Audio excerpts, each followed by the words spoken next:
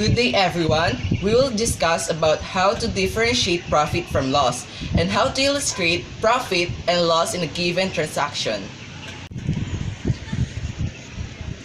Well, for me, profit is something that you own and obtain.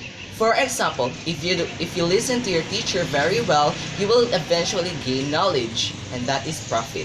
While loss, if you don't listen well to your teacher, you might not gain knowledge anymore. So for me, profit is something that you gain from the item you purchase. For example, you bought this pen for 10 pesos only.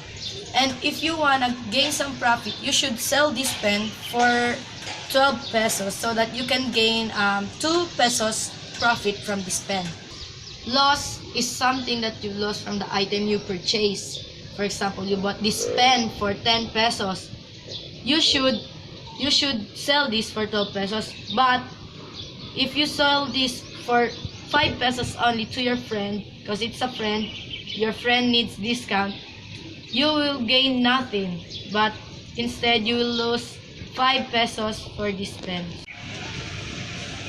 For me, the profit, it helps us to increase our investments and help us to grow our business. And for loss, is something that you cost too much yet you didn't gain anything profitable from it. For me, profit and loss are like gaining and losing money. Profit is the revenue remaining after all costs are paid, and that cost includes the labor, taxes, and other expenses. For example, we have a sari-sari store that gains 50,000 pesos monthly, but you also need to pay the current, water, rental fee, and other expenses. Let's say that the total expenses is 33,800 pesos monthly. So 50,000 pesos minus 33,800 is equals to 26,200. That means that the remaining 26,200 pesos is your profit. And I therefore conclude that profit is the remaining money after paying all costs.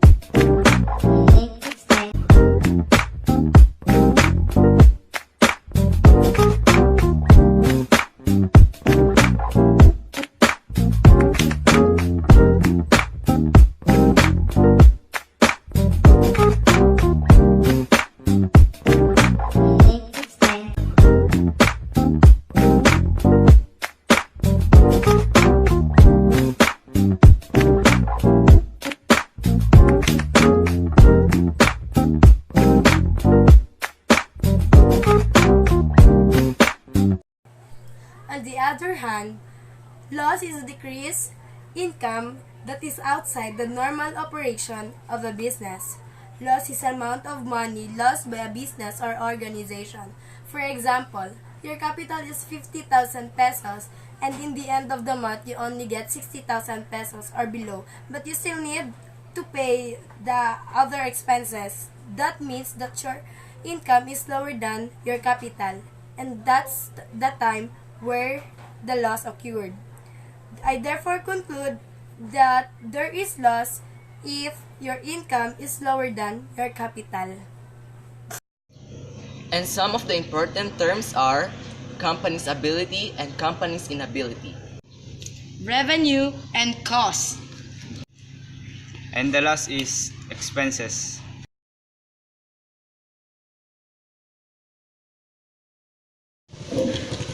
Tips to gain more profit is to never ever give a discount if they only bought 2 products or items from your shop.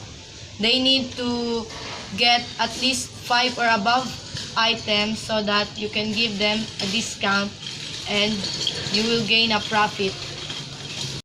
One advantage to have profit is be responsible, be generate, and be creative in a way that every customer can catch your attention of your product.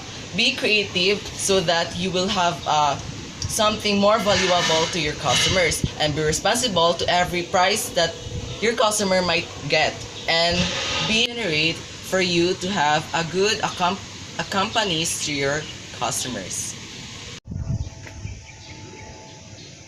To have a good profit, you need to have a good quality product so that the customers will be satisfied with the outcomes.